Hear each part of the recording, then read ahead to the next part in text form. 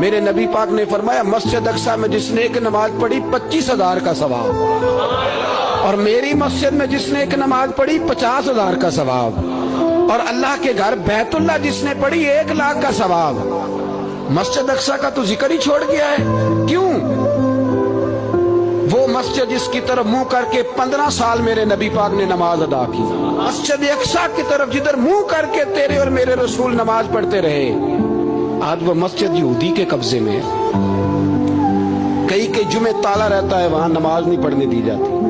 میں اور آپ، ہمارا اس قوم سے تعلق ہے جس قوم کے بچے کٹ گئے، ذبح ہو گئے، عورتوں کے پستان کاٹ کے برما کے بدھوں نے ان کے کباب بنا کے کھا لیے، چھوٹے چھوٹے بچوں کی لاشیں انہوں نے لٹکا ڈالی۔